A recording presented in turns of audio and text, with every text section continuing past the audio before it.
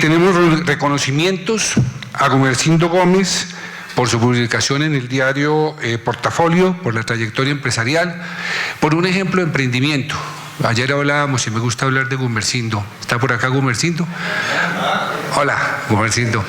Porque una persona que nos da ejemplo, todos los días va creando proyectos nuevos. Entonces ahora va a sacar, como vende colchones, va a sacar pijamas. Que uno con ese dinamismo que tienes, Gumersindo, te felicito. Y qué bueno que estés con eso. A Jorge Giraldo y a la Universidad Sergio Arboleda por la acreditación institucional de alta calidad, el máximo reconocimiento que hace el Ministerio de Educación. Jorge. Sí. Y, por favor, los invitamos a que nos comenten y nos cuenten. Muchas veces en la Junta Directiva, en el Consejo, no alcanzamos a darnos cuenta de todos los reconocimientos que tienen todos nuestros miembros y nos parece importante para el foro poderle dar el reconocimiento y poderle dar el espacio de lo que está pasando y lo que pasa con la gente. Tuvimos un evento, muchísimas gracias, queremos agradecerles el aporte Conciencia, fue el regalo de Navidad que hicieron los miembros del foro para unos niños de dos fundaciones, la Fundación Omnicer y la Fundación Ideal, niños discapacitados y niños con problemas de cáncer que estuvieron felices en Maloca, que también Maloca, uno de nuestros miembros del foro, los atendió y que estuvieron, como nos dijeron su par de directoras en sus comunicaciones, en unos momentos absolutamente felices que ni ellos ni sus familias habían tenido jamás. Como dice Nora Elizabeth, nuestra presidenta de Maloca y miembro del foro, la mejor forma de aprender es en familia, es el primer nivel de aprendizaje. Y estuvieron con sus familias allá, los miembros, y este fue el regalo de los miembros del foro de la Navidad. Muchísimas gracias a todos los que hicieron sus aportes. También tenemos el torneo de golf. El torneo de golf que vamos a hacer el 20 de febrero en el Club de los Lagartos, la cancha nueva del club, para los que no la conocen, para que por favor se apunten. Y al final del torneo estaremos esperando a todos los miembros del foro para que compartamos en un espacio de integración la premiación para los que se hayan ganado y además de eso, pues la oportunidad de que estemos allá juntos. Anotaremos a la entrada del club los nombres de todos los que quieran ir y de verdad fantástico. Y además, por favor, colabórenos también con los premios, los regalos. Este es un torneo cerrado solamente para darle a todos los miembros del foro, pues es una oportunidad de presencia que tengamos ahí en la marca. El foro escucha a los candidatos a la alcaldía. Hemos empezado con un tema de invitar a los candidatos a unos conversatorios y queremos llenarle la sala, porque para un candidato es importante que le llenemos la sala. Nuestro primer invitado el próximo 13 de febrero, aquí en el Club Metropolitan, de 7 a 10 de la mañana, va a ser el doctor Rafael Pardo. Los vamos a ir invitando uno por uno, lo queremos hacer con ellos, queremos conversar con ellos. Queremos que nos cuenten, pero que les contemos también cuáles son nuestras inquietudes, cuáles son las perspectivas, qué es lo que queremos. ¿Sí? Gracias a Fernando Sánchez y a Fernando Hernández, por favor, por ese contacto, con Rafael Pardo y que tenemos en este momento y vamos a tener acá. El viernes 6 de febrero, capacitación a coordinadores, daremos inicio a las jornadas de coordinadores de las juntas de mejoramiento. Ustedes han visto la dinámica que ha cogido el tema. El año pasado tuvimos los talleres, tuvimos las juntas conjuntas, tuvimos la plenaria con estas juntas de mejoramiento, con estos temas en los cuales recalcamos y logramos el tema. Y todos sabemos que las juntas de mejoramiento son la esencia de nuestro foro, ese espacio de confidencialidad total donde podemos contar todo lo que nos pasa y donde esa junta directiva nos puede ayudar perfectamente para esto. Entonces, por favor, a esa capacitación esperamos a coordinador y suplente en el Club de los Lagartos también a las 12 del día o 12:30 almorzamos y después de eso arrancamos con la capacitación un viernes por la tarde para que podamos tener la oportunidad de quedarnos ahí, y si al final hay un buen comportamiento y hacemos la tarea bien, pues nos tomamos un whisky y esperamos a que termine el viernes bien con el tema. José Gabriel, muchas gracias por la invitación. José Gabriel Cano, de la firma Cano Jiménez Asociados, es nuestro invitado hoy y viene con dos de sus altos ejecutivos a contarnos sobre el metro. En una charla con José Gabriel llegábamos a la importancia de contarle al empresariado lo que es el metro de Bogotá y lo que va a pasar y las consecuencias que va a tener la construcción del metro, consecuencias en su construcción y consecuencias en el futuro y en el desarrollo de Bogotá. Y esto sin tinte político. José Gabriel es javeriano igual que yo, entonces es una persona que conozco hace muchísimos años, y esto no tiene, esta conferencia, nada de tinte político. Sencillamente vamos a contarles, bajo la perspectiva de ellos que han venido trabajando durante muchísimos años ya en el diseño del metro, qué es, cómo es y cuáles son los beneficios, las características. Ya ellos les contarán el tema de todo esto. Creo que es importante, creo que influirá totalmente en las decisiones empresariales lo que va a pasar. Bogotá será una antes del metro y una después del metro, y traerá consecuencias tanto en la construcción por todos los efectos que va a traer, como también en lo que va a pasar después. En la construcción, el tema hasta de la irrigación, 15 billones de pesos irrigando economía en Bogotá, pues va a ser un tema también importante. Pero también, además de eso, pues tendremos más trancones, no sé, ellos nos contarán cómo va a ser eso. Entonces también tendremos esa consecuencia. Y después tendremos pues un funcionamiento bien importante que va a cambiar la ciudad totalmente. José Gabriel Cano es ingeniero civil de la Universidad Javeriana, ha realizado un MBA y un máster en ciencia de la Universidad de la Florida, un curso de alta gerencia de la Universidad de los Andes y varios estudios adicionales. Cuenta con alta experiencia en gerencia y dirección de proyectos de infraestructura vial, redes de acueducto, alcantarillado y construcciones inmobiliarias. Adicionalmente tiene experiencia en la reestructuración, diseño, planeación y dirección de proyectos de concesión vial y ferroviaria. Socio principal y fundador en 1983 de las empresas Grupo Cano Jiménez, Promibili, Oseiza y Cano Jiménez Estudios, de las cuales es actualmente presidente. Ha sido subdirector de la Terminal de Transporte de Bogotá y ha ejercido varios cargos en el Instituto de Desarrollo Urbano. Nos acompaña también con José Gabriel Federico Beltz Iregui, ingeniero civil de la Universidad de los Andes. Cuenta con máster en ciencia de la Universidad de Cornell en Estados Unidos y ha realizado varios cursos de formación adicionales. Actualmente es vicepresidente de consultoría de Cano Jiménez Estudios y desempeñó varios cargos directivos en Estudios Técnicos S.A., empresa de ingenieros consultores, de la cual fue socio. Ha sido profesor de cátedra de la Universidad de los Andes en varias oportunidades. En su vida profesional ha estado involucrado en proyectos viales de generación de energía, acueducto y alcantarillado y de transporte y producción de hidrocarburos.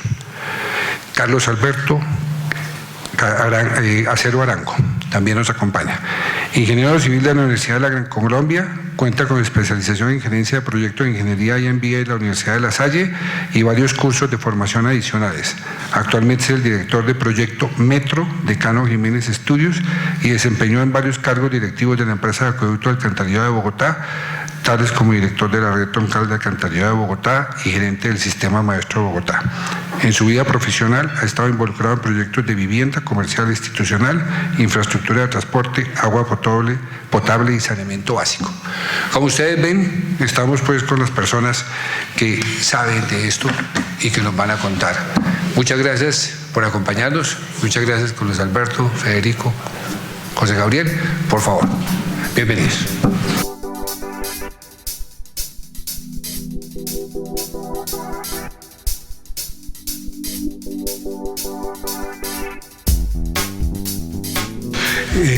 Carlos, muchas gracias por las palabras. Muchas gracias a todos los integrantes del Foro de Presidentes. Es un auditorio de primera línea y nos enorgullece poderles presentar este trabajo que hemos hecho para la ciudad de Bogotá. unas pequeñas anotaciones previas a iniciar la exposición. El contrato mediante el cual hemos participado en el diseño de la primera línea del Metro Bogotá se encuentra en este momento vigente. Estamos adelantando, posterior a la entrega que vamos a relatarles en el día de hoy, una serie de análisis adicionales que tienen que ver con algo que han denominado los expertos ingeniería de valor. Es un término nuevo que todos los días aparecen, disciplinas novedosas. La ingeniería de valor va dirigida a hacer un análisis de lo que presentamos como diseño frente a las posibilidades financieras. Dicho en otras palabras, se está revisando nuevamente todos los parámetros de diseño con el propósito de, sin disminuir la calidad de la prestación del servicio, se pueda hacer un poquito más accesible a las disponibilidades presupuestales. Sobre estos últimos puntos, seguramente no nos vamos a poder referir en profundidad, porque el contrato que, como les comentaba, se encuentra vigente, está cubierto por una norma de confidencialidad. Entonces, nosotros, así estemos manejando muchos temas que para ustedes parecerían evidentes, que deberíamos contestarlos, nos abstendremos en alguna medida por esta razón. El diseño del metro fue adjudicado en el año 2013,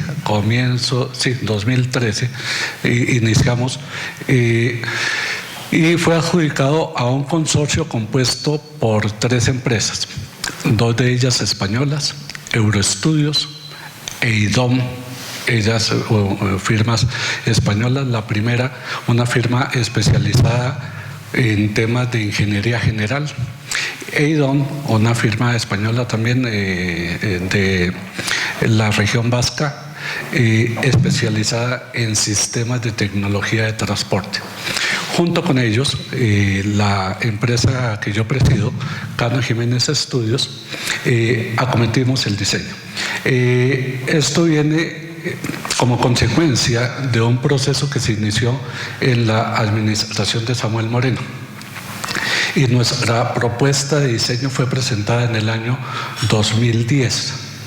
Por los acontecimientos que todos conocimos de la administración Moreno, este proceso quedó en la nevera hasta comienzos de la administración del alcalde Petro, donde después de muchas revisiones del proceso y de la transparencia del mismo, y con el aval del Banco Mundial, fue adjudicado a nuestro grupo e iniciamos labores el 24 de junio del año 2013.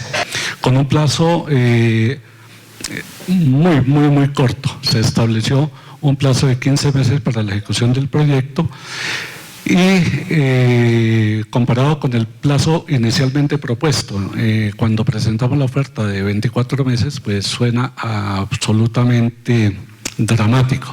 Sin embargo, como es común en la administración pública, las lentitudes de las organizaciones estatales muchas veces se trasladan, ¿sí?, al sector privado. Para lo que el Estado se demora, el sector privado lo acelere. Bueno, cumplimos el plazo. El 24 de septiembre del 2014 entregamos la casi totalidad de los insumos requeridos. Quedaron algunas cosas pendientes. Ya Carlos Acero lo explicará en su momento, el patio talleres, que hubo necesidad de relocalizarlo, pero en general el 95% del contrato quedó entregado y en la actualidad estamos acabando de entregar toda la información revisada.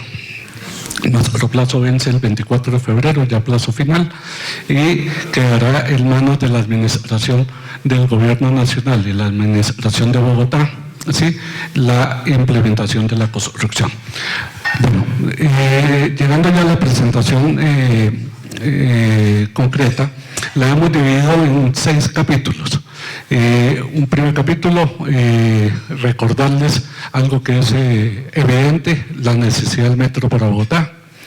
Un segundo punto, ventajas de un sistema de transporte tipo metro para la ciudad.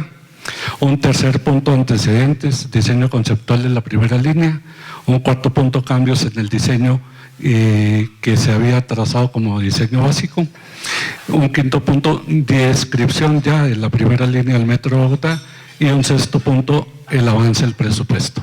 Yo me referiré a los 2 primeros capítulos. Federico Belz, el vicepresidente de consultoría de nuestra organización, se referirá a los capítulos 3 y 4, y ya los capítulos concretos de la descripción del proyecto y su presupuesto estarán a cargo de Carlos Alberto, que fue el coordinador del proyecto de nuestra parte. Bueno, ¿por qué la necesidad del metro para Bogotá? Es un tema absolutamente obvio, ¿no es cierto? Aquí tenemos unas pequeñas viñetas que nos especifican cuáles son las situaciones, pero lo más obvio lo vemos gráficamente.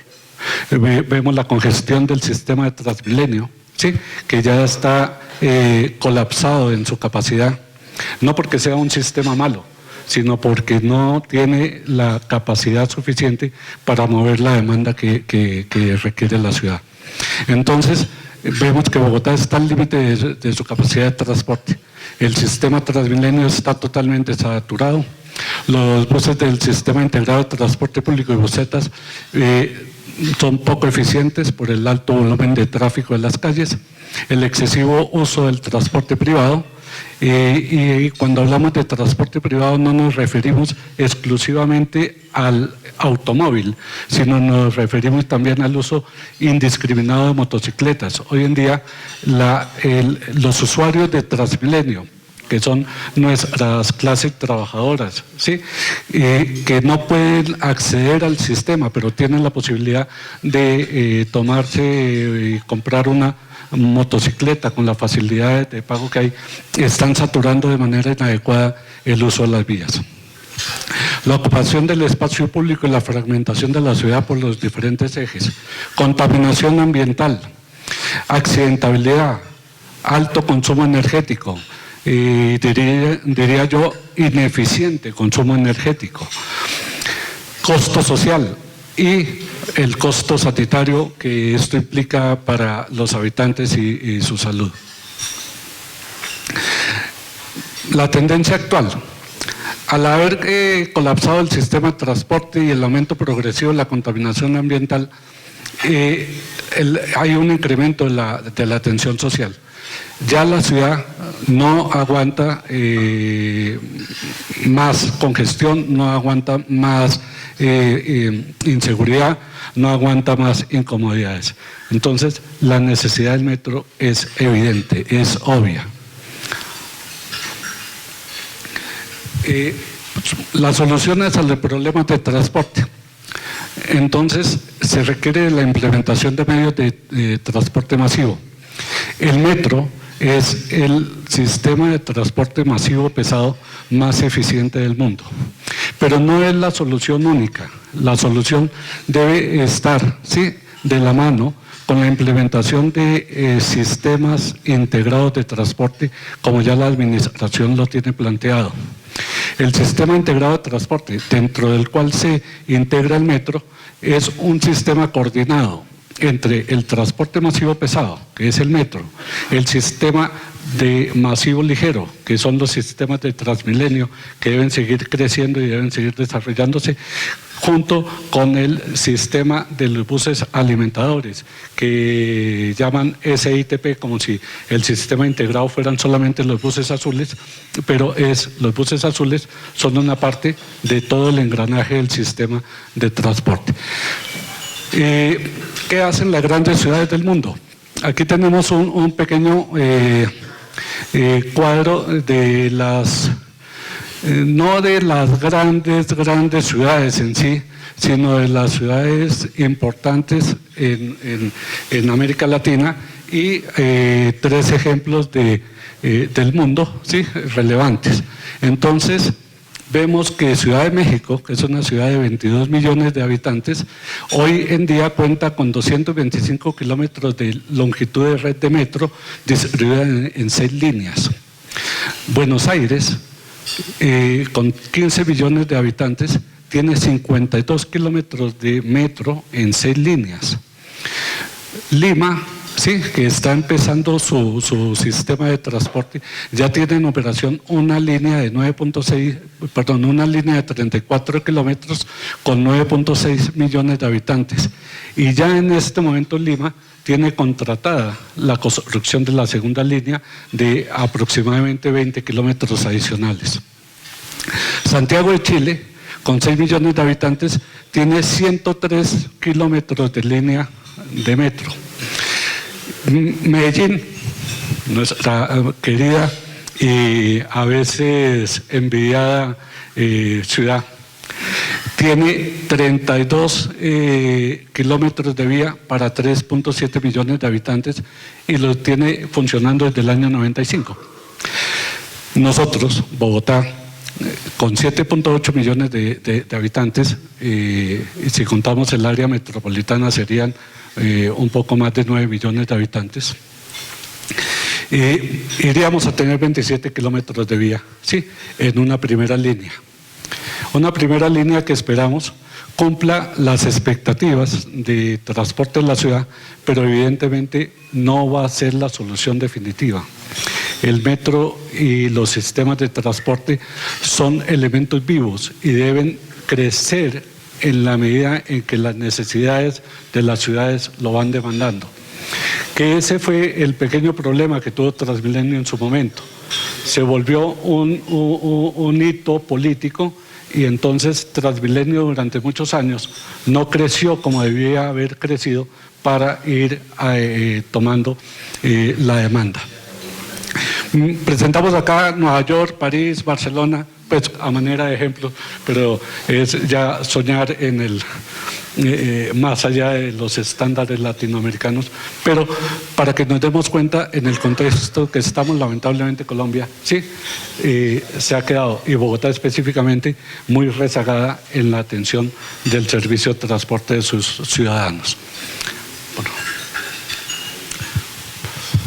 Las ventajas del metro para Bogotá, otro tema que parecería evidente. Reducción de los tiempos de desplazamiento. Veremos con las velocidades en la presentación, con las velocidades promedio del sistema, cuánto tiempo economizarían los usuarios. Integración con el resto de sistemas de transporte público, el SITP, como les relataba. Comodidad al usuario, medio de transporte amable, rápido, seguro. Reducción de la contaminación ambiental. Sistema de transporte subterráneo, mínima ocupación en superficie y mínimo impacto visual y acústico. Un tema absolutamente importante desde el punto de vista de la integración urbana. El metro, como ustedes lo habrán oído en los medios de comunicación, está diseñado 100% subterráneo. Hay voces que dicen, oiga, sería más económico hacerlo aéreo o sería más económico hacerlo en superficie. Allí se ha tenido en cuenta el beneficio-costo no de la ejecución física del proyecto, sino el impacto sobre la ciudad. Un metro en superficie o un metro aéreo genera unos impactos urbanos en la ciudad que la termina separando, termina aislando sectores de la ciudad por donde pasa el sistema. Posibilidad de modificación de las secciones viarias, implantación de mayores andenes y ciclovías para recuperar áreas para los habitantes, disminución del consumo energético, Mejora social de la calidad de vida, medio de transporte más solidario, beneficia a los sectores de la población más desfavorecida, favorece el desarrollo económico con la creación de empleo durante la construcción, que como decía Carlos Moreno, la inversión en 4 años de 15 billones de pesos es una inversión absolutamente generadora de desarrollo y de un impacto económico importantísimo. Cambio en la política de transporte que debe dar lugar a la construcción de nuevas líneas de metro en el futuro. Con estos 2 puntos queríamos hacer un pequeño abrebocas para recordar las cosas que nos parecen evidentes y que son evidentes, para ya sí entrar en detalle sobre cómo se llegó a la definición de la primera línea, que es la que hemos diseñado nosotros. Para ese tema dejo a Federico aquí en el podio.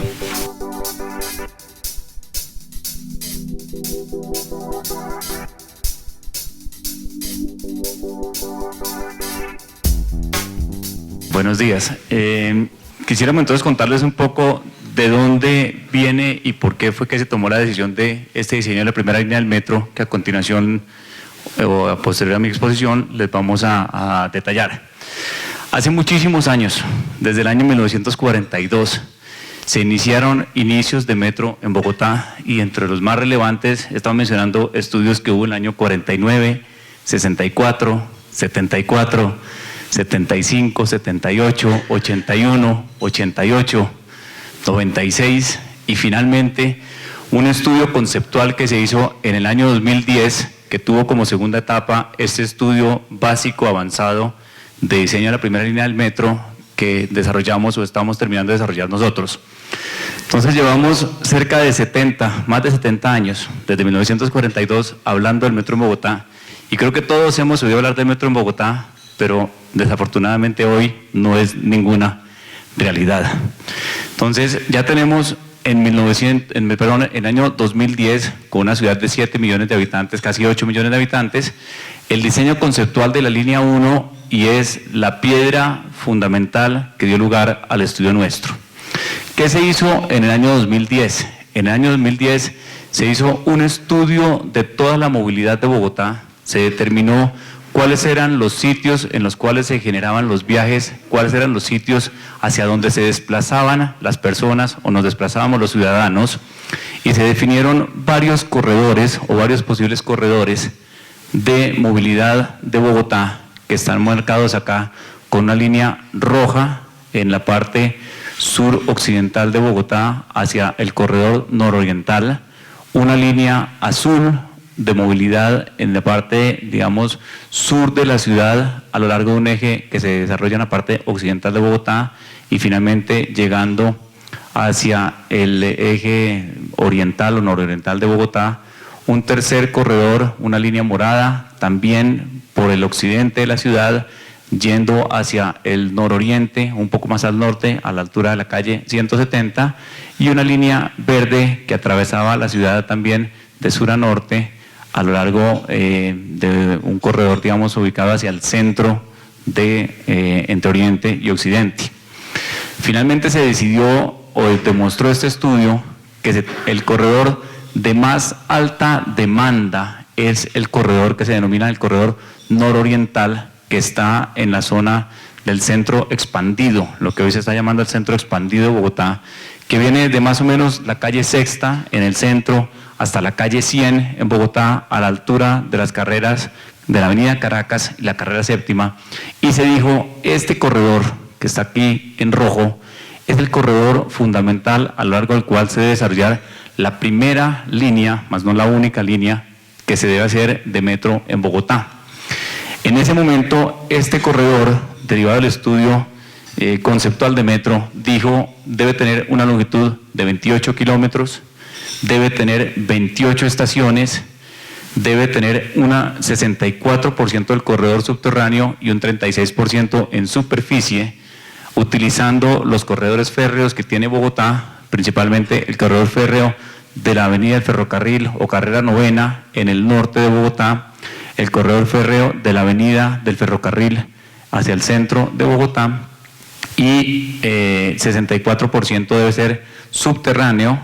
Debe tener un recorrido que arranca en el Portal de las Américas, digamos en el extremo sur occidental de la ciudad, debe llegar hasta la calle 127, siguiendo todo este corredor a lo largo primero de la avenida Villavicencio, posteriormente de la avenida 1 de Mayo, llegando aquí a este punto en la estación de La Sabana, para utilizando la carrera 13 y la carrera 11, posteriormente coger la avenida del Ferrocarril y llegar hasta la calle 127.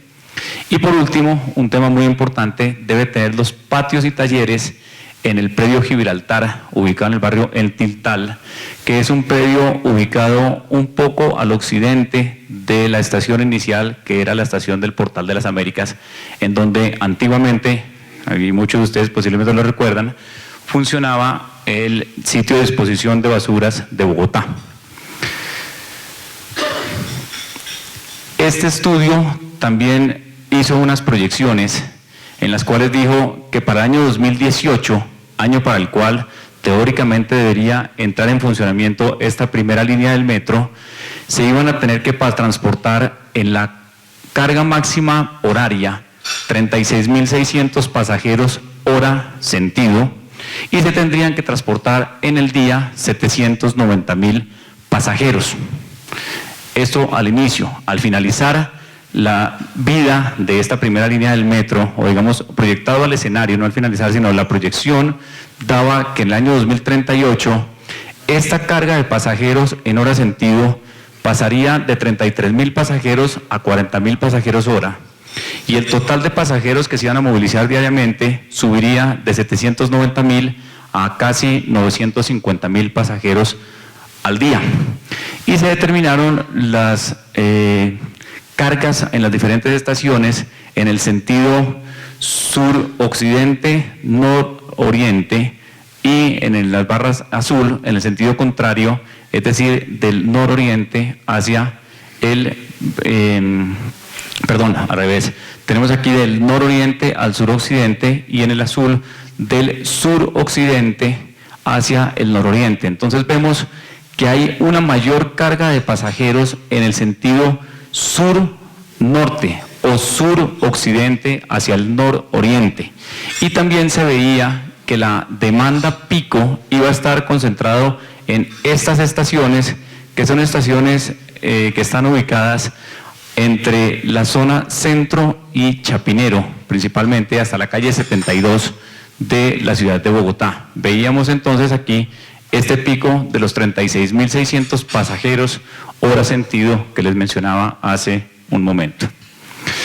Sin embargo, cuando se empezó a hacer el diseño básico avanzado, hubo unos cambios que son muy importantes mencionar. En primer lugar, se hizo una mejora al trazado entre la avenida 68 y San Victorino, y quiero regresar acá un minuto para mostrarles en dónde fue ese cambio. Ese cambio es básicamente en este sector.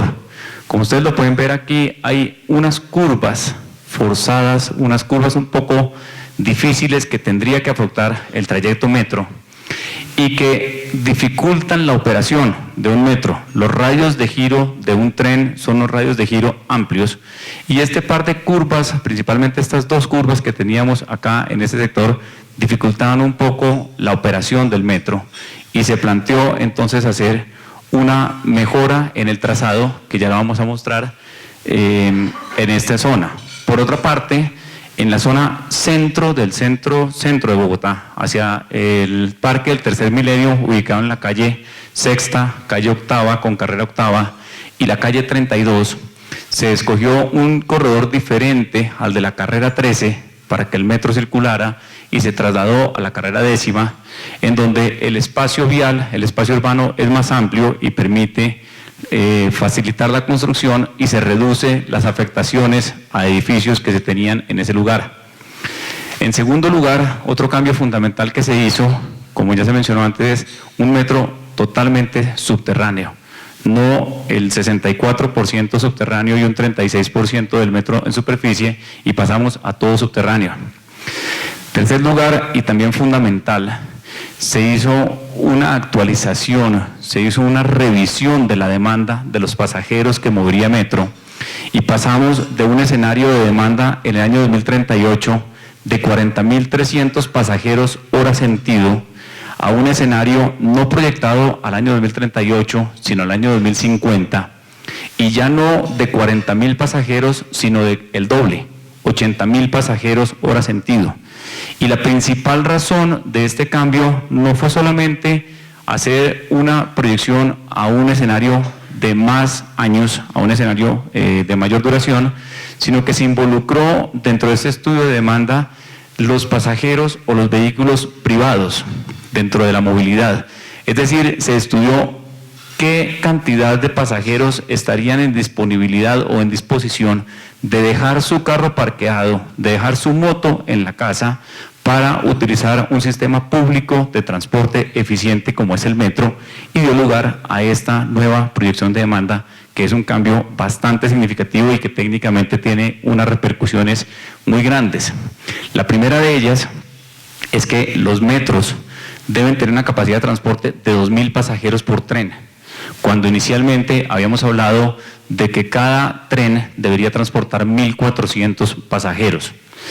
Por último, los patios y talleres que estaban ubicados en el antiguo sitio de disposición de basuras de Bogotá, de Gibraltar, se tuvo que reubicar por problemas medioambientales a un lugar que se llama Bosa 37, ubicado en el sector de Bosa, más al sur, más al occidente, de donde inicialmente estábamos, porque construir los patios y talleres del metro en Gibraltar implicaba reubicar o reorganizar todo el suelo que teníamos contaminado por las basuras que durante muchísimos años se dispusieron allá.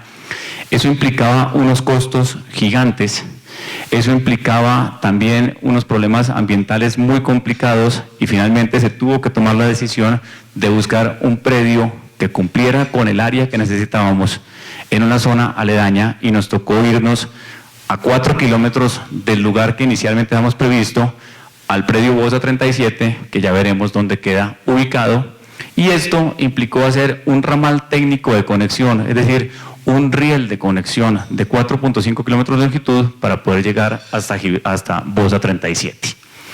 ¿Qué hicimos en las alternativas para reubicar esa curva que aquí delineada en rojo se puede ver y que en el plano anterior lo mostré con algo de detalle? Planteamos 3 alternativas: una primera alternativa morada, una segunda alternativa amarilla y una tercera alternativa azul, para, viniendo del mismo sitio donde veníamos, del suroccidente del Portal de las Américas, continuar hacia el norte por la carrera 13 o por la avenida Caracas, que ya ahorita veremos con más detalle finalmente el corredor escogido. Dentro de estas 3 alternativas, finalmente escogimos esta alternativa amarilla, y es básicamente, arrancamos en la avenida 1 de Mayo con carrera 68, avanzamos a lo largo de la avenida 1 de Mayo hacia el oriente de la ciudad, tomamos un pequeño tramo hacia el norte y después continuamos por la avenida de la Ortúa y por la avenida Fucha a empalmar con la carrera Caracas, y continuamos hacia el norte por la carrera 13, y ya en mayor nivel de detalle les explicaremos a continuación el trazado seleccionado.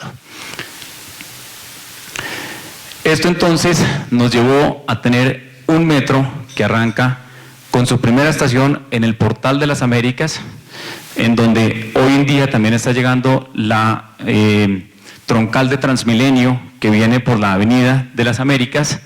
Subimos por el corredor inicialmente de la Avenida 1 de Mayo, tomamos la Avenida Villavicencio, seguimos subiendo hacia el centro por la 1 de Mayo a Bogotá, hacia el oriente de Bogotá, perdón, hacemos el cruce que les acabo de explicar, cogemos un pequeño tramo de la Avenida Caracas, carrera 13, posteriormente carrera 11, y finalizamos en la calle 127 con carrera 9 en el norte de Bogotá.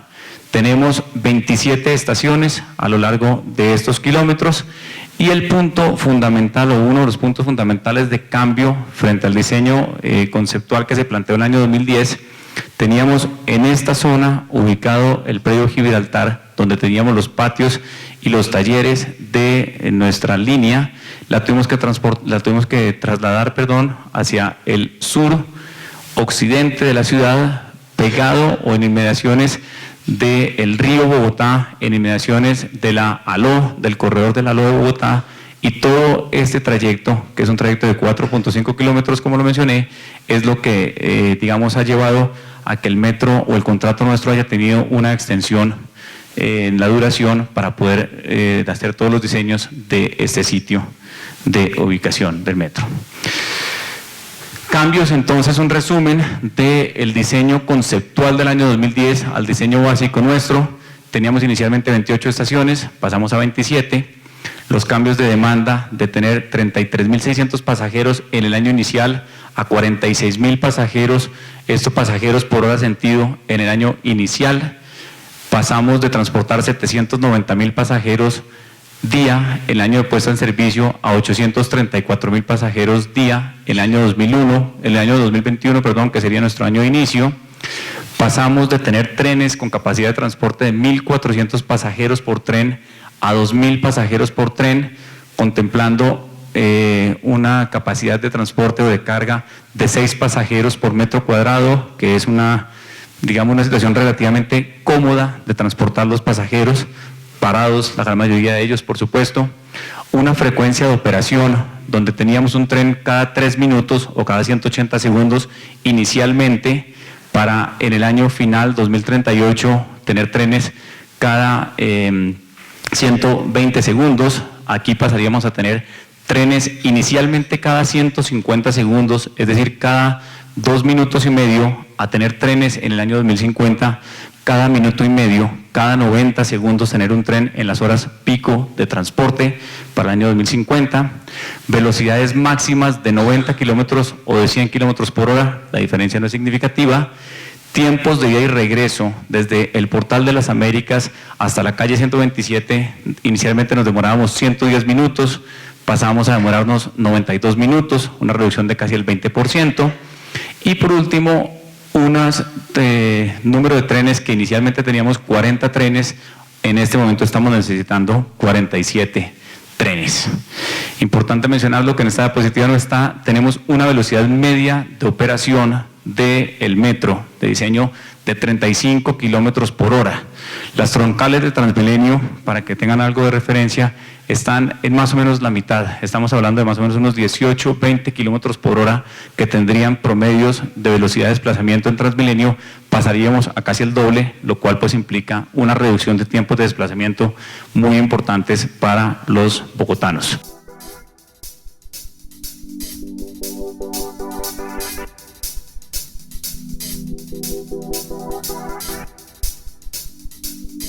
Buenos días a todos.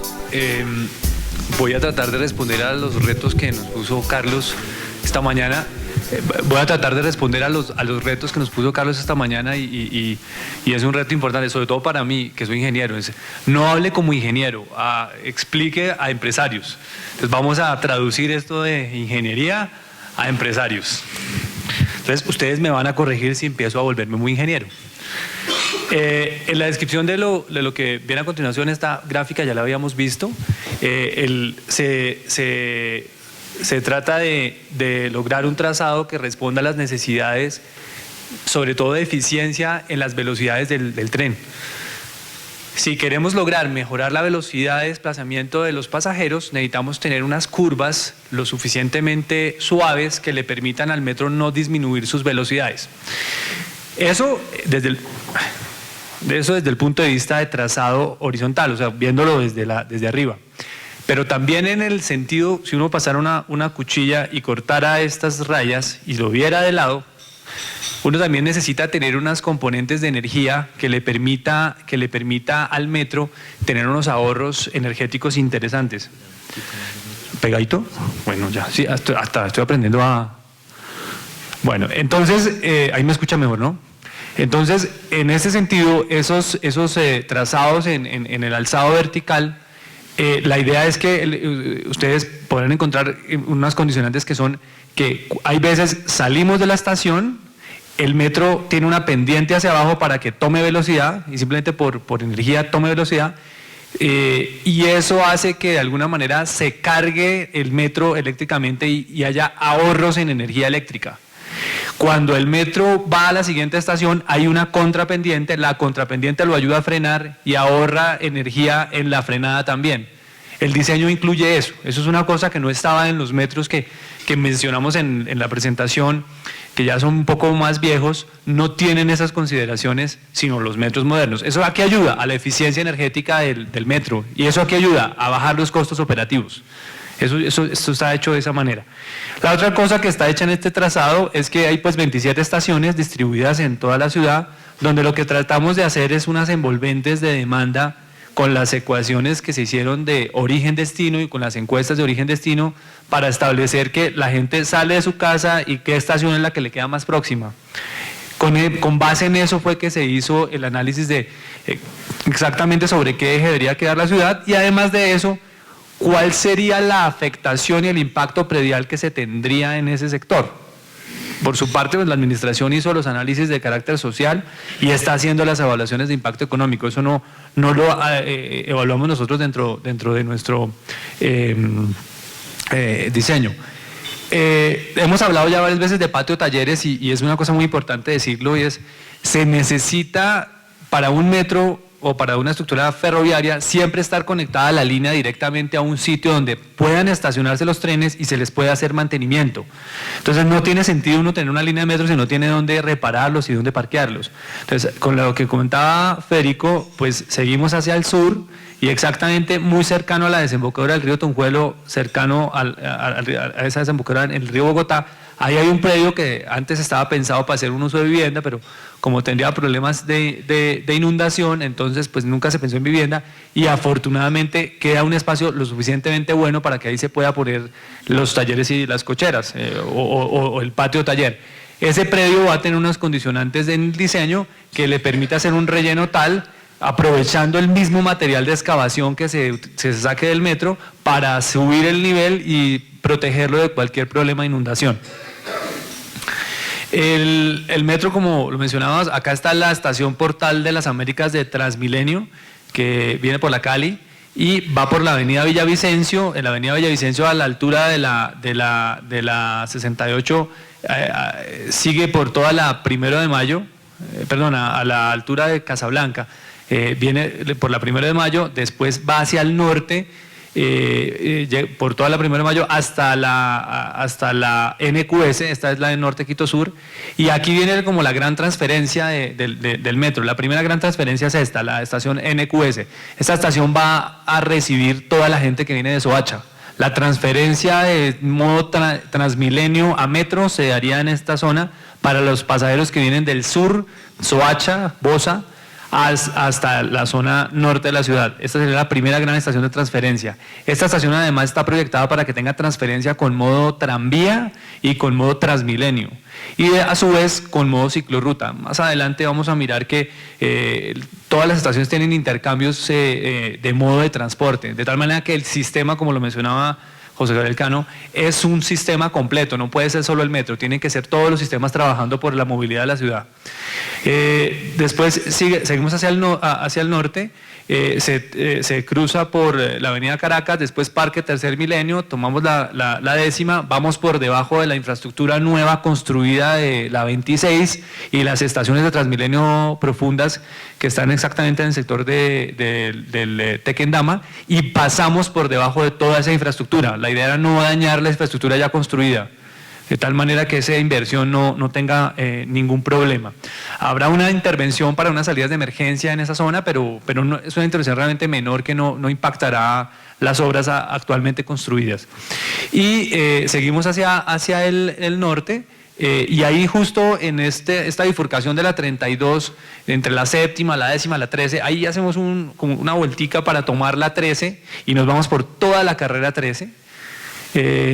Para obviamente coger toda la demanda de esta zona, y en el Parque Lourdes se hace una bifurcación debajo de la plazoleta de Lourdes sin tocar la iglesia de Lourdes, que es patrimonio, y tomamos la carrera 11, nos vamos por toda la carrera 11 hasta la 9ª por el costado oriental del puente que recién se inauguró su doble sentido de la 11, y tomamos la 9ª, que es acá, y por toda la novena llegamos hasta la 127 y justo antes de los puentes de la 127 con novena se hace una bifurcación hacia el occidente de tal suerte que podamos hacer la conexión de esta zona con lo que debería ser en un futuro la siguiente línea que conecte a Suba con esta zona central de los ejes de la ciudad. Más adelante vamos a ver por qué y cómo funciona el tema y por qué la lógica debería ser conectarse allá.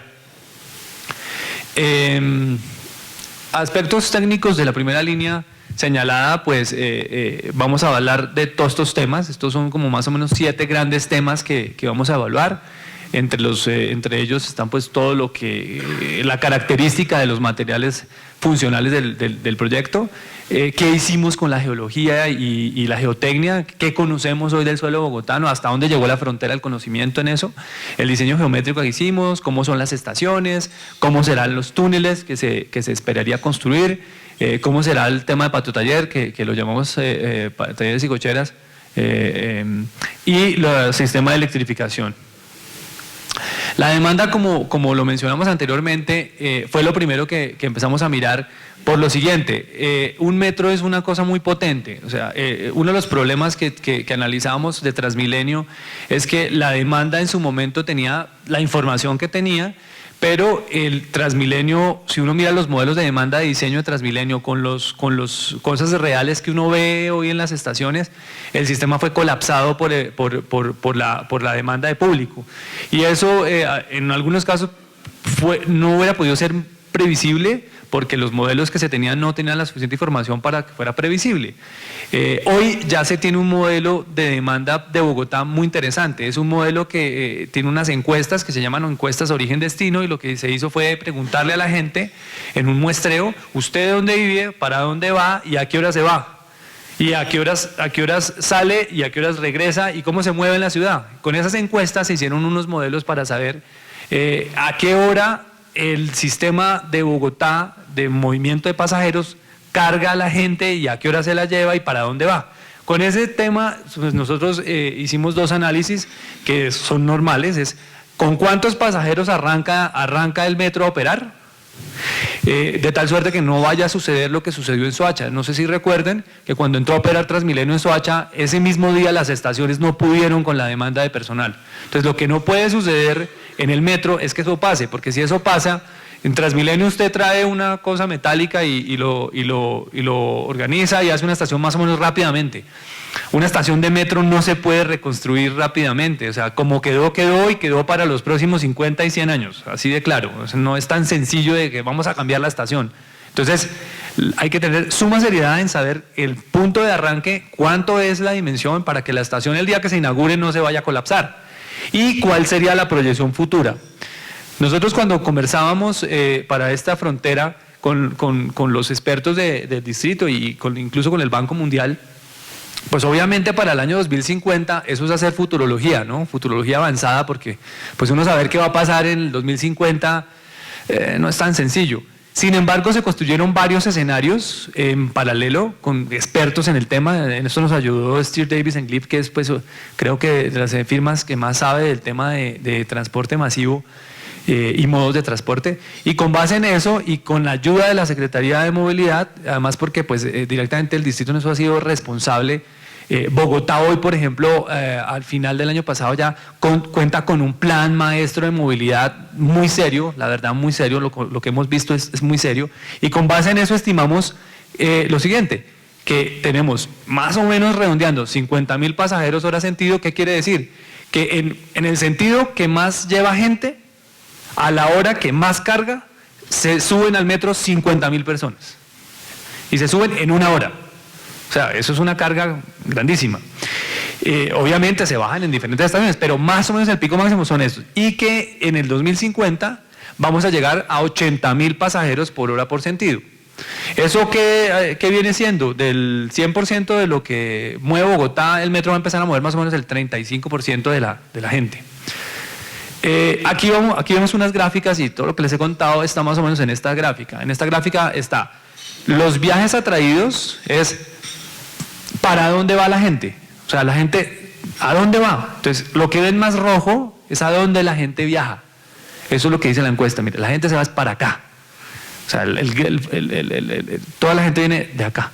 Nosotros hicimos unas proyecciones conectando con Suba a ver qué podía pasar. ¿Sí? Y se ve claramente que la gente viene del norte para la zona central y del sur para la zona central. Esos son los viajes atraídos, ¿para dónde va la gente? Los viajes generados, es la ciudad donde genera viajes, además de para dónde va, sino dónde se generan los viajes. Entonces, esto es lo que muestra, como ya se ve repartido, muestra que la línea mueve la gente, pero que se necesitan sistemas alternativos al metro, o otros modos para que vayan a estas otras zonas que ya son más repartidas en la ciudad. Eso es lo que se llama el centro ampliado. Con base en eso, se estableció entonces que pasamos con una demanda inicial, los 50 que les dé el redondeo, son 46.420 y 81.000, rondamos 80, para cuánto sería la carga máxima en un día típico de movimiento del metro. Y si uno arranca desde el sur y llega al norte, pues uno empieza a ver cuáles serían como las estaciones que más cargan. Y claramente se ve que la zona central es la que más carga pasajeros.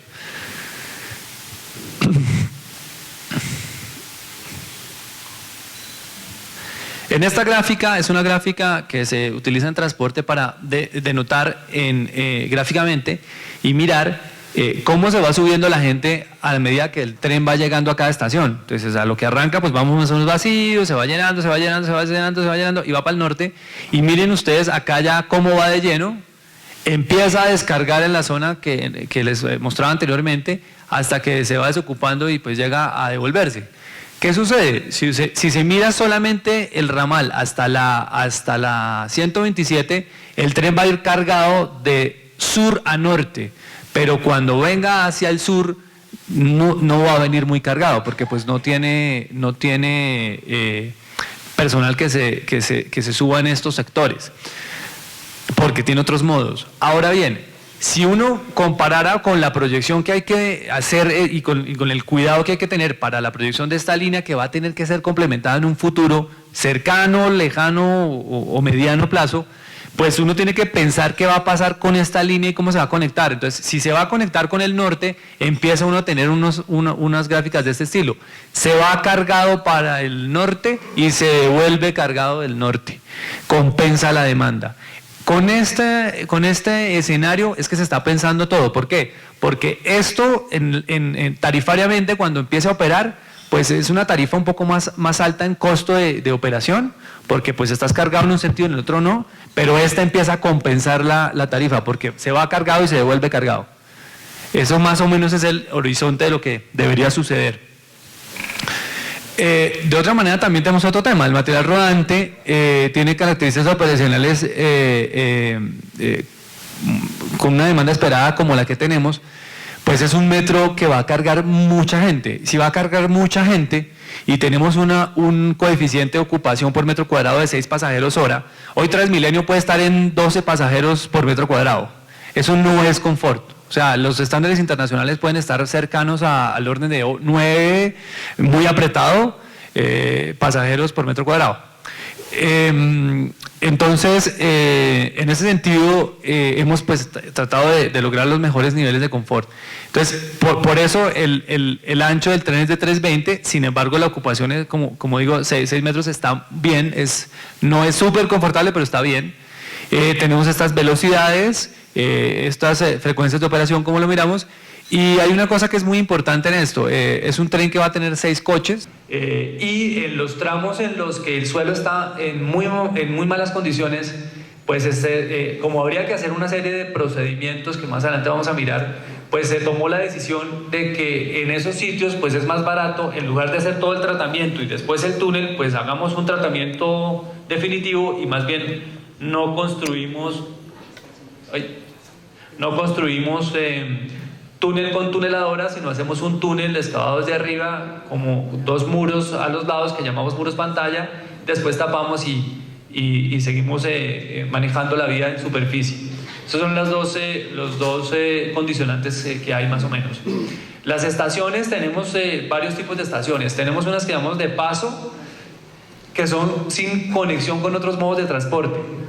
Realmente a esto lo llamamos que no hay conexión directa, pero realmente las 27 estaciones tienen conexión con el sistema de buses. Todas tienen paraderos aledaños a las bocas de salida.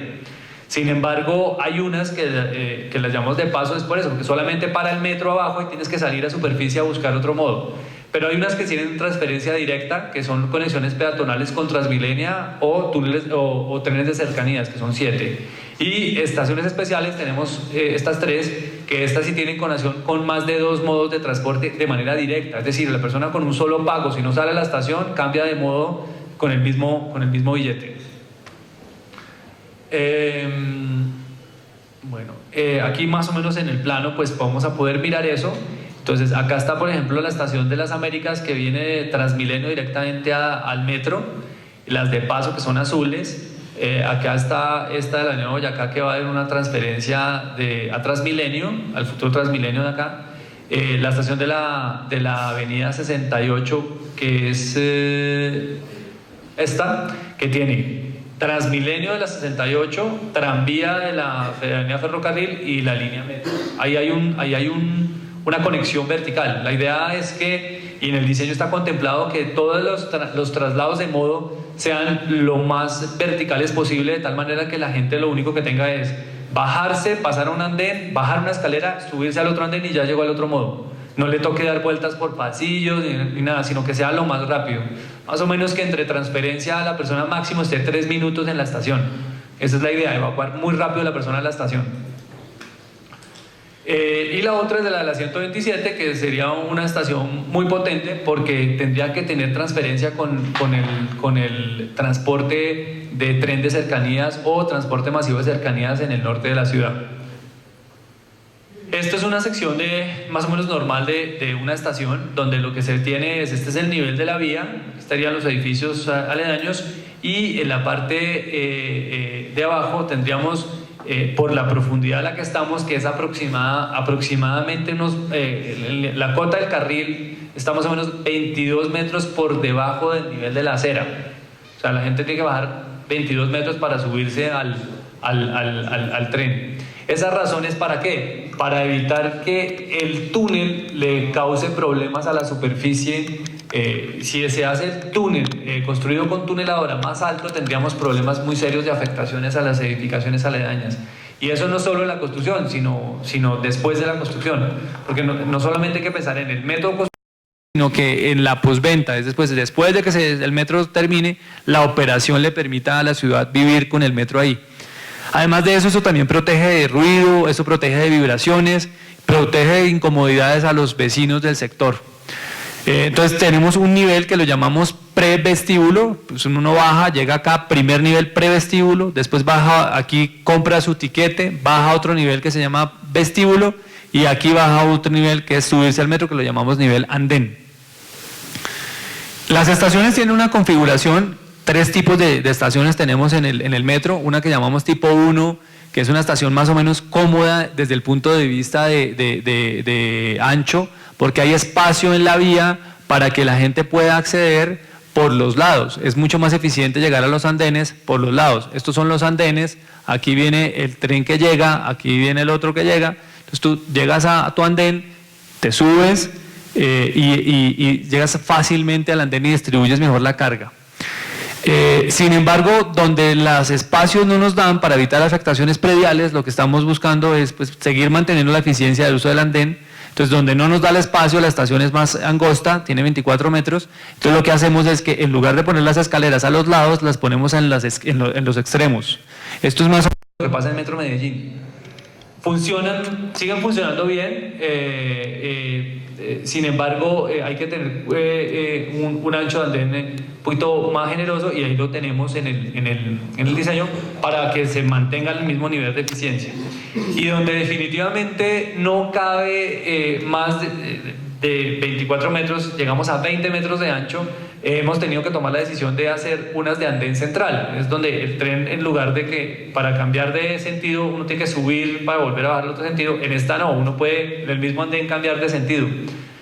El que viene, andén central, esa lo ponemos a los extremos con algunas salidas de emergencia a estos lados, Y lo más importante también en esto es que las personas de movilidad reducida tienen acceso desde el nivel de superficie todo el tiempo a todos los niveles, incluso al andén. O sea, hay un cuidado por las personas de movilidad reducida en todos los niveles de la estación. Estos más o menos unos renders de cómo tenemos el tema. Esta escalera que se ve acá sería esta escalera que está acá. Esta visual es como si nos paráramos acá y miráramos para allá, y entonces vamos a ver que pues ahí está la manera de subir. Es espacioso, es luminoso, y tiene otra cosa interesante. Estas puertas que se ven acá no son como las puertas que tenemos actualmente en Transmilenio, son unas puertas automatizadas que van conectadas a un sistema de monitoreo del centro de control, porque el metro para y si el metro para, abre la puerta del andén. Eso para evitar problemas cuando, por ejemplo, se generen picos máximos de demanda, no vayan a haber accidentes en la línea. Y además porque es la manera de operarse un tren automatizado, porque no hay vista de que haya un obstáculo en la vía. Esto es un nivel de prevestíbulo. Aquí vemos pues cómo la gente pues accede y puede bajar al nivel de andén en las estaciones que son de andén central. Este es el andén central. Aquí se ve el que va y aquí se ve el que va y el que llega. Como verán, acá están los ascensores que le permiten a las personas de movilidad reducida llevar a los niveles inferiores de la estación. Acá pues una vista de cómo está la escalera, la llegada, y cómo está construido todo lo que sería la llegada en andenes. La intermovilidad, pues, como lo mencionaba anteriormente, este plano que está acá, esa serie de rayas son como las principales avenidas o corredores viales de la ciudad. Entonces, lo que está pensado es que la línea de metro tenga intercambios con Transmilenio, que tenga intercambios en la avenida Boyacá, en la avenida 68 con Transmilenio y el tranvía del sur, en la NQS, Ortúa, San Victorino, Lima, La Rebeca y Calle 100, que son exactamente, como su nombre lo dice, el sector donde están ubicadas las estaciones, conexiones con Transmilenio. Al tranvía central en Usaquén y en la 127 debe haber conexión. También en estas mismas estaciones de Usaquén y la 127 debe haber conexión con el tranvía de la carrera séptima y con el sistema masivo de autobuses y el tren de cercanías en la 127. No se dispone información previa, aunque la empresa de Acueducto de Bogotá había hecho unos túneles más pequeños de 5 metros con este tipo de tecnología. De verdad en Bogotá no se tiene un conocimiento sobre túneles de este diámetro, sobre todo en el sector interno de la capital. Eso nos ha llevado a realizar varios análisis multicriterio para elegir el mejor método constructivo. Existe mucha especulación sobre el tema, que es que los suelos son malos, y sí son malos, pero tampoco es que no se pueda construir, y tampoco es que eso genere que haya genera un costo importante, sí, pero no es un mucho mayor costo de lo que podría ser o lo que ha pasado en otros países. La decisión final es pues que vamos a hacer, como les mencionaba, con tuneladora de frente cerrado, que es una tuneladora que más o menos lo que hace es como un submarino dentro del suelo que va excavándolo y tratando de que las presiones del suelo hagan que no se deforme para que no se muevan los edificios ni se mueva la superficie. Eso es más o menos la tecnología que se aplica. La idea es que en el proceso deberían intervenir 3 equipos de tunelación, 3 tuneladoras, para poder lograr el horizonte, porque lo que se espera o lo que se tiene pensado es que más o menos en unos 5 años, si problemas diferentes a los administrativos no se dan, en 5 años debería hacerse la construcción de toda la línea. El túnel entre pantallas pues iría entre la calle por toda la 13, toda la 11 hasta la 127. Esto es importante decirlo, y es por lo siguiente: si uno vea que este es el nivel de vida y el reto de las decisiones que se tomaron fueron que si este es el nivel de vida, estos son los edificios, pues lo que está sucediendo es que si usted hace un túnel, usted necesita hacer una serie de protecciones a los lados. Pues cuando usted necesita hacer demasiadas protecciones, hacemos el análisis de costo-beneficio de cuánto vale hacer esto más esto y cuánto vale hacer esto. Pues esto sale más barato que hacer esto. Entonces, cuando estos tratamientos son muy fuertes, entonces se decide pasar a esta otra opción. Por esa razón es que en los suelos de la zona del lago, que es entre más o menos la 13 y la 127, el terreno tiene condiciones muy malas que podrían causar, si uno se mete con tuneladora, problemas de costos y de incertidumbre de costos muy altos. Entonces es mejor ir a la fija para saber cuánto cuesta, entonces buscamos la mejor opción, que es esta. Por esa razón, la carrera 11 y la 13 se decide construirlo con una zanja abierta o un hueco en el que se hacen unos muros y encima después se restablece el servicio de vía.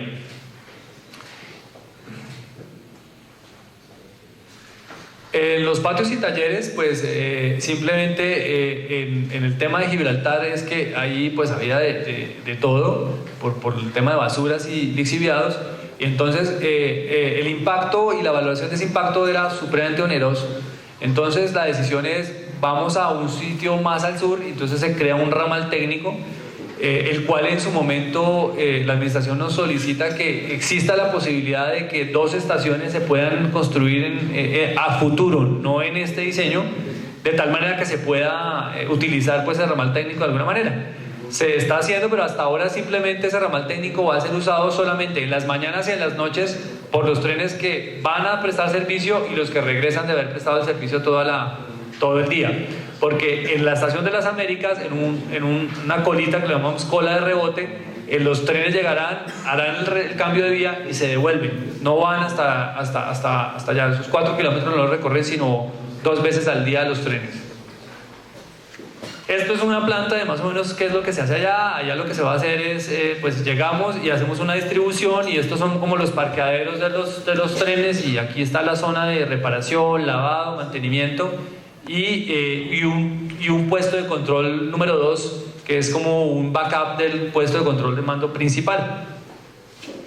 El sistema es 100% eléctrico, y la disponibilidad de energía ya está hablada, conversada con la empresa de energía. Habrá 3 subestaciones receptoras, que será una la de Usaquén, la que queda en la novena con 110 y 115. La otra es la de La Ortúa, que queda en la zona del centro, en la primera con Caracas, y la otra será la de Chicalá, que queda en el sur de la ciudad, al lado de precisamente el portal de Transmilenio. En caso de falla alguna de ellas, las otras 2 garantizarían el funcionamiento. El metro tendrá y debe tener una confiabilidad muy alta, y esa confiabilidad va en beneficio de que pues la gente está transportada en medio subterráneo, entonces tienen ciertas redundancias para que en caso de falta de energía las personas puedan llegar hasta la estación más próxima y no quedar atrapadas en el sistema. Eso es más o menos lo que está especificado.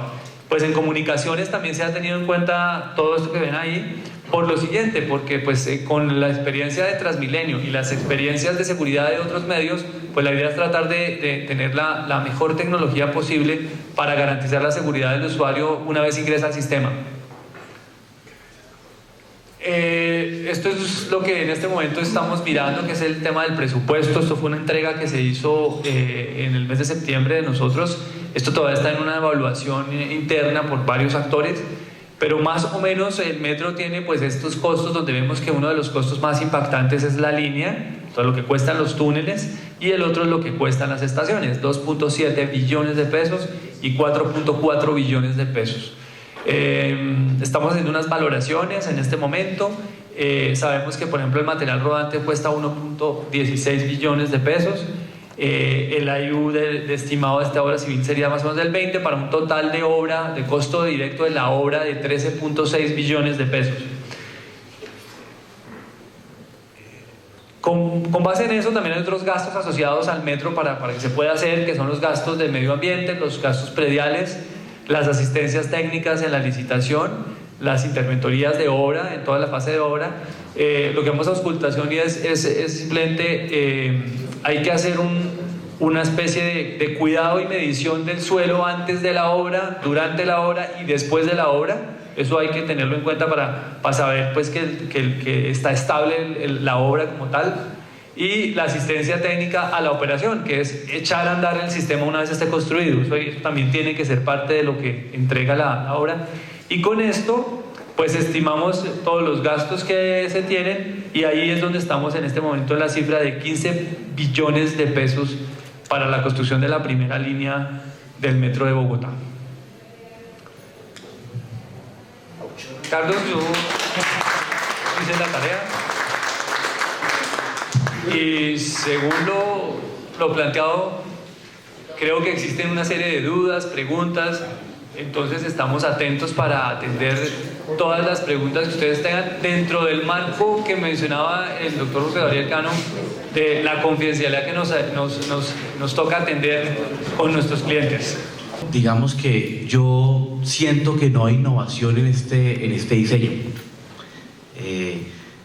Si me puede mostrar la gráfica de la ciudad, solamente por una reflexión que yo hago con respecto a la gran inversión que se ha hecho en Transmilenio y en todos los modelos de transporte de Bogotá. Si ya la decisión es montar la línea por debajo, o sea, por subterránea, tengo dos preguntas. Una, ¿por qué no hacer una nueva línea totalmente diferente a lo que ya existe? No mandarla por la Caracas, sino totalmente transversal, atravesando la ciudad por debajo. Me parece a mí que será muy barato, sería más innovador, reutilizaríamos lo que ya existe, porque la gente que vive sobre la Caracas pues va a seguir con Transmilenio, y es simplemente atravesar la ciudad, o sea, algo totalmente transversal, ya sabiendo que va a ser subterráneo.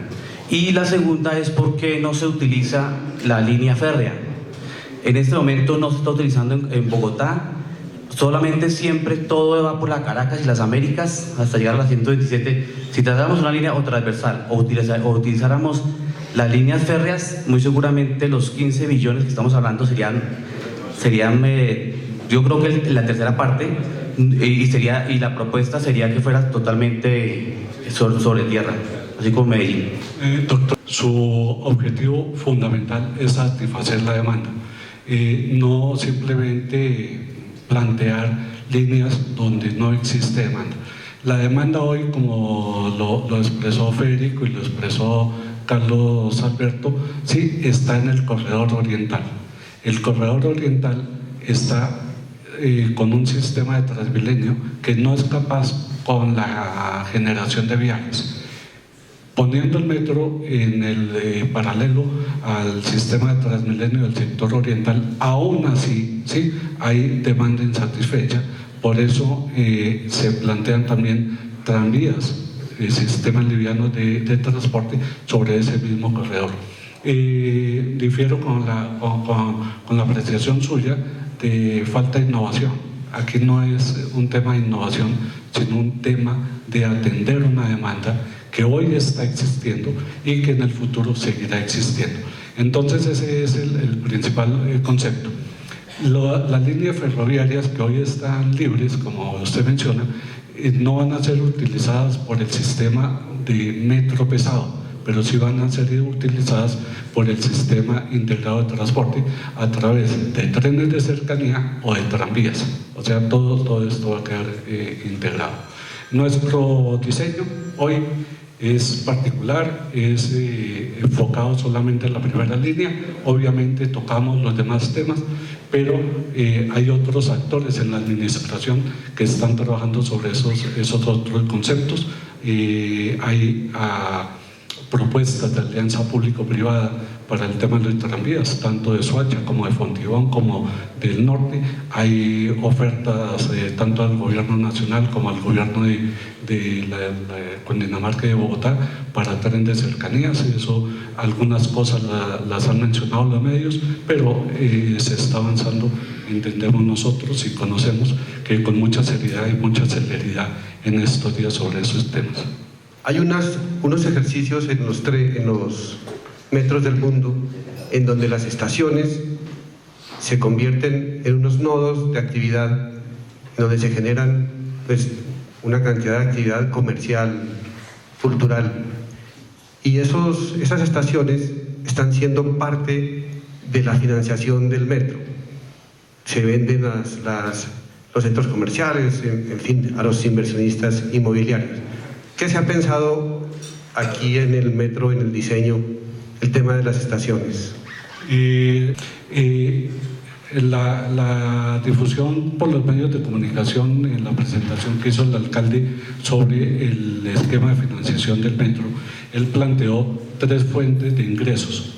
Una primera fuente, ¿sí?, los recursos de orden presupuestal, ¿sí?, que pueden enmarcarse en las cifras que están comprometidas por la Nación y el distrito. Igualmente mencionó como fuente de financiación una posible financiación de operadores privados para la parte del material rodante y el material de control del metro, dicho en otras palabras, una concesión de operación. Transmilenio funciona de esa manera. En Transmilenio la infraestructura física es hecha con aportes del presupuesto distrital, con aportes de la Nación, y la operación de los buses sí es concesiones. Entonces ahí ese tema. Pero también el alcalde habló ¿sí? de un componente de financiamiento importante, y es la explotación comercial, tanto de las estaciones como de las áreas aledañas a las estaciones. Y lo mencionaba de una manera pues, general, como los desarrollos alrededor de las estaciones de Transmilenio, estaciones cabeceras de Transmilenio, se han generado amplias zonas urbanas comerciales importantes. En todos los puntos terminales de Transmilenio vemos unos grandes desarrollos comerciales.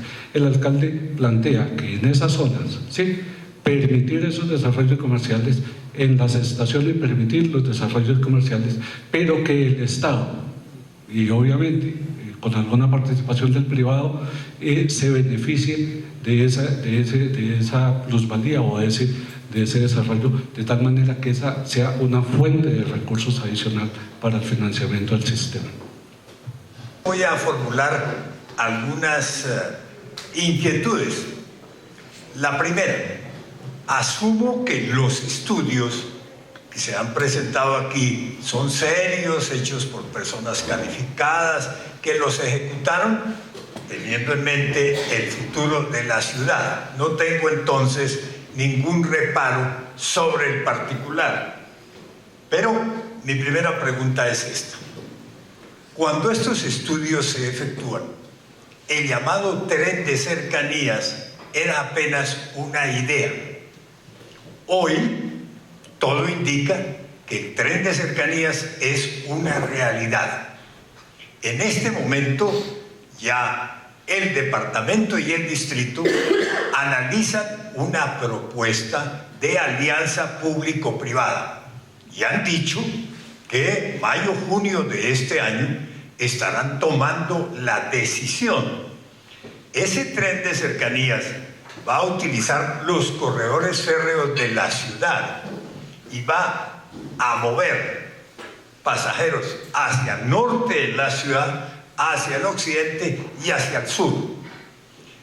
¿Qué incidencia, qué impacto tiene la presencia del tren de cercanías y el metro, sobre el metro en relación con este trazado?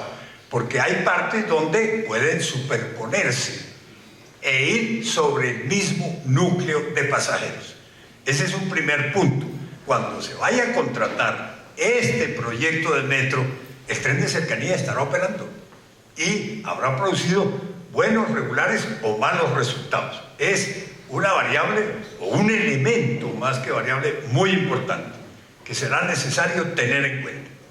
Evidentemente, como está expresado en la presentación, con base en el diseño o del modelo de transporte general de la ciudad, en la cual se vincularon al modelo de transporte tanto los automóviles privados como el entorno de la ciudad-región, se tuvo en cuenta todas esas necesidades o todos esos aportes de las ciudades de la región.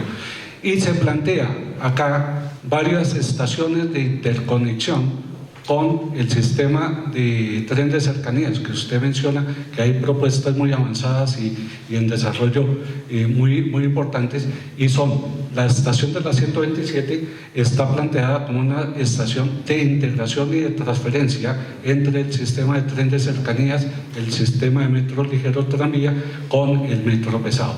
Igual en la 68 con la avenida 1 de Mayo, que es el cruce con la avenida, con la línea férrea que va hacia Soacha, también está planteada una estación de integración con el sistema de tren de cercanías.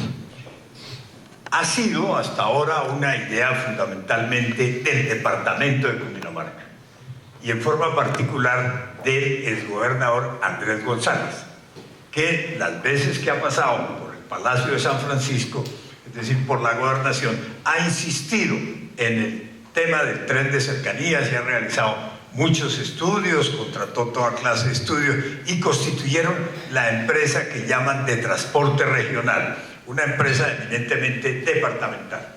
Bogotá siempre le decía al departamento, no nos parece bien tal cosa, pero no tomaba parte en el proyecto. Pero a fines del año pasado, un exgerente de Transmilenio y una persona cercana, familiar políticamente al alcalde, presentaron una propuesta sobre el tren de cercanías, que debe ser tramitada y decidida por la empresa regional de transporte de Cundinamarca. El distrito, que había sido un poco indiferente al tema, en diciembre del año pasado, el antepasado ya, no el último diciembre, sino el anterior, decidió comprar acciones de esa empresa regional para participar obviamente en la aplicación del contrato.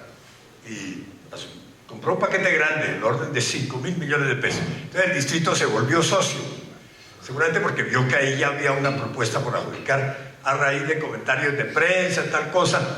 Retiraron esa propuesta de APP y hay una nueva, no sé quiénes sean, pero esa es la que está sobre el tapete y, como dije, es una realidad. Segunda pregunta. No es si ustedes consideraron otras alternativas en cuanto al trazado, a si va por la 15 o por la 11 o por la 9, o en cuanto al número de estaciones. Otra alternativa de fondo, me refiero a tren metro subterráneo, de superficie o aéreo, o mixto. Lo digo por varias cosas.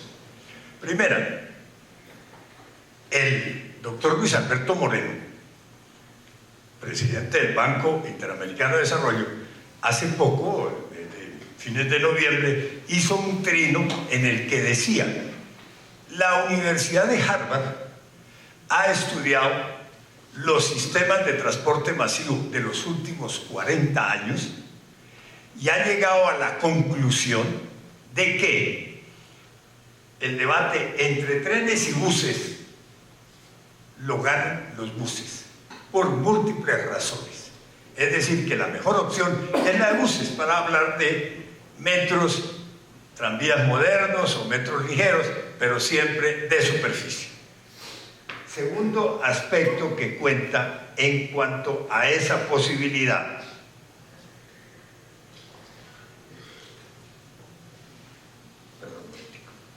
Los costos. Los costos indiscutiblemente cambian si el metro es subterráneo o es de superficie. Aquí, tres alcaldes avanzaron bastante en lo del metro. Hernando Durán Luzano, Julio César Sánchez y Enrique Peñalosa. Ellos pedalearon y llevaron los proyectos. Hernando Durán, yo recuerdo, estaba abriendo la licitación, ya tenía el pliego de condiciones y el gobierno nacional le dijo: no hay plata, no hay plata. Con Julio César Sánchez ocurrió otro tanto. Es la época en que el gobierno nacional cancela inclusive el Mundial de Fútbol. Enrique Peñalosa igual. Enrique tuvo gerente, tuvo empresa de metro y terminó pasándose a Transmilenio porque el gobierno nacional le dijo: no hay recursos. Los 15 billones de que se habla son cuota inicial del costo del metro. Uno, esos 15 billones son producto de la conversión que se hizo del valor del dólar en ese momento. Hoy hay un 20 o 25% más. El Banco Mundial ha establecido que todos los metros que se han construido después de la Segunda Guerra Mundial han tenido sobrecostos del orden del 50%. El de Medellín tuvo sobrecostos superiores al 100%. Aquí se habla de 15 billones, viene la devaluación del peso, no sabemos cuáles son los imprevistos, los sobrecostos, los costos financieros. Entonces, se está asumiendo un proyecto.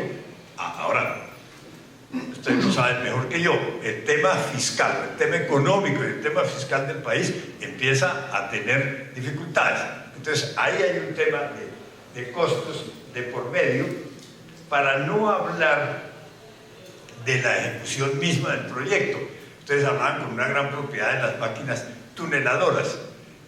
No sé si algunos de ustedes lo saben, la empresa de acueducto contrató hace poco la construcción de un canal conductor de las aguas negras de Bogotá, que las toma del Fucha para llevarlas a Canoas en Soacha. Es un túnel, canal a 50 metros de profundidad, tiene 10 o 12 metros, va a transportar aguas negras, las del Fucha y el Tunjuelo. Es una obra que costó más de 500.000 millones de pesos, y lo que llama la atención es que entregaron el túnel, la empresa de acueducto lo recibió y se dieron cuenta tiempo después que se había quedado una tuneladora en mitad de camino. Y vino el debate entre la empresa de acueducto y los contratistas. ¿De quién es la culpa? Están en tribunal de arbitramiento, porque sacar la tuneladora vale 50.000 millones de pesos. Han llegado a la conclusión de que técnicamente, bueno, es obvio que el canal, el interceptor, no se puede utilizar mientras esté la tuneladora ahí. La única manera de sacarlo es perforando de arriba, profundizando, bajando obreros que desmonten la tuneladora y la suban a pedazos, un poco como sacaron a los mineros de Santiago de Chile. Entonces, hablar de unas obras de esas características me parece que compromete mucho la viabilidad del proyecto. Y eso no se puede reducir como dicen algunos aspirantes a la alcaldía. No hagamos 27 estaciones, hagamos 17, reduzcamos las 10. No, si hay 27, es que técnicamente, con todas las variables, se llegó a la conclusión de que esas son. Eso no se puede decidir a ojo de buen cubero. Yo, por último, le recomendaría a Foro de Presidentes, que está en plan de intervenir afortunadamente en los temas públicos de la ciudad, temas que nos interesan a todos los bogotanos, que le pidiera, por ejemplo, a Pro Bogotá Región, que está muy bien financiada, que evaluara rápidamente la alternativa metro subterráneo o metro de superficie.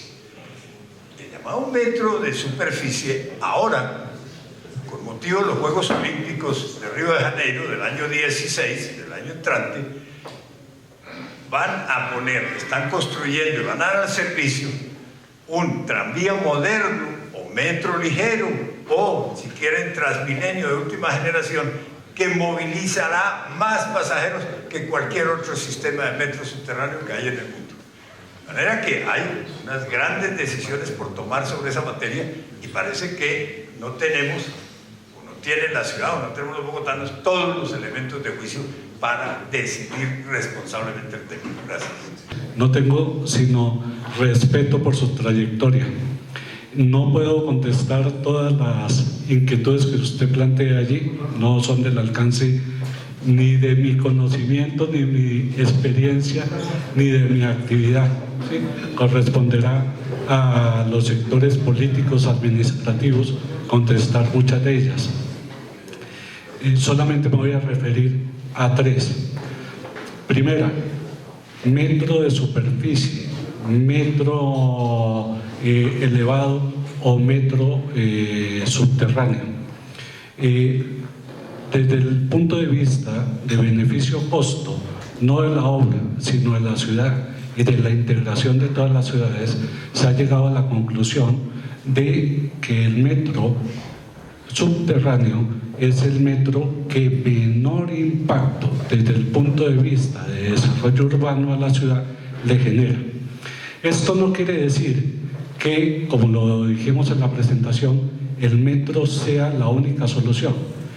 El metro deberá tener en cuenta el Transmilenio, que es una solución de transporte masivo de superficie, deberá tener en cuenta igualmente los tranvías ligeros, ¿sí?, que son también sistemas de transporte masivo de menos capacidad, pero que también son de superficie y van a utilizar las líneas ferroviarias. Entonces, en un horizonte de mediano y largo plazo, que ojalá la vida nos permita verlo, ¿sí?, en Colombia y en Bogotá van a estar integrados, como en las ciudades europeas y en las ciudades del mundo, diferentes medios de transporte, automóviles, vehículos, bicicletas, autobuses, tranvías, trenes de cercanía y el metro pesado. Esa es, digamos, el enfoque de mediano y largo plazo que, como digo yo, ojalá sí lo podamos ver algún día. La segunda pregunta que usted hacía, sí, sobre los trenes de cercanías, pues sé que están propuestas esas APPs que usted ha mencionado.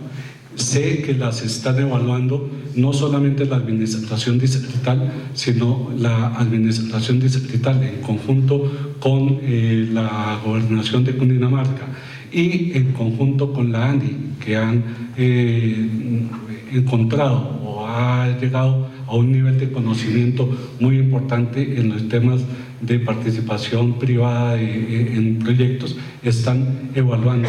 Y entiendo igualmente, aunque no lo puedo asegurar, que con la coordinación del señor vicepresidente están evaluando todos estos temas para buscar cómo sí la región y Bogotá se verían beneficiados de esos puntos. No me refiero a los demás puntos que usted planteó, porque pues no son del alcance mío y pues simplemente los tomo como lecciones para meditar y evaluar cosas como usted lo sugiere. Muchas gracias. ¿Tiene riesgo de que, por ejemplo, un nuevo alcalde venga y pare el proyecto? Una pregunta. La otra sería, ¿cuándo tendríamos el metro por la autopista sur y por la calle 80? Eso faltarían muchos años. En este momento existe un COMPES en el 2010, ¿sí?, que define la participación del gobierno nacional junto con el distrito para financiar esta obra. Ese es el que mediáticamente se ha hablado de que solamente tiene previsto 7 o 8 billones de pesos para el presupuesto, por lo cual se ve desfinanciado esta obra. Hoy en día, como terminación de la ingeniería de valor que se está haciendo, se irá en término de 1 mes y medio, 2 meses, a definir las necesidades reales de inversión y los diferentes esquemas de financiación. ¿Qué tanto por presupuesto por obra pública? ¿Qué tanto por concesión? ¿Qué tanto por explotación predial comercial? Para tomar ya la decisión. Existe el compromiso de los diferentes actores que están trabajando en esto, que ahora para todo este tema de ingeniería de valor están liderados por la Financiera de Desarrollo Nacional, ¿sí?, que trabaja coordinadamente con el Gobierno Nacional, la Nación Nacional, el Ministerio de Hacienda, junto con la Administración Distrital, en el compromiso de que para mediados de este año, o sea, para el mes de junio, se deberá convocar la licitación para la construcción del metro. Sobre las extensiones, pues no les sabría decir, ¿no es cierto?